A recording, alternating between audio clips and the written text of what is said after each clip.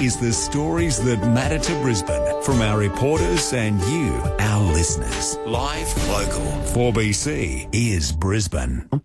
So, all right, I'll talk about River Fire shortly, but I just saw this press release come through from James Ashby from One Nation, and I'm going to read it out to you. And we'll get him on the show tomorrow, but he says, it beggars belief that emergency repairs to Queensland's most important transport corridor has been held up by the requirement for a cultural heritage assessment following this major accident that has closed the Bruce Highway since Friday last week.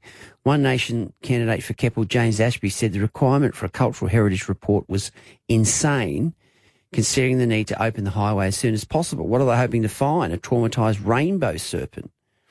If it's not government red tape or green tape, it's black tape, which is used to stifle productivity in Queensland, and we're all paying the price for it. Enough is enough. And he's saying, I'm over welcomes to country.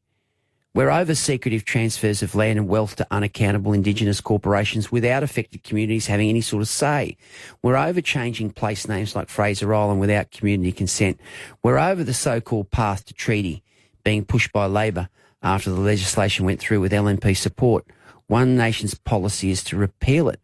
We're over this divisive nonsense the major parties have shoved down Queensland's throats.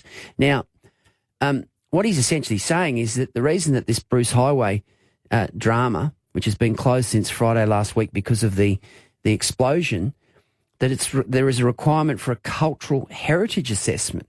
Now, we've been in touch with the Department of Transport or the Transport Minister's office, and they say state government says cultural heritage and environmental checks are common for any major infrastructure build on the public dollar and have been for decades. The government says the government also denies that the cultural heritage checks have caused any delay to the repairs of the Bruce Highway. So we'll get James Ashby on tomorrow and we'll chat to him about where this is all coming from.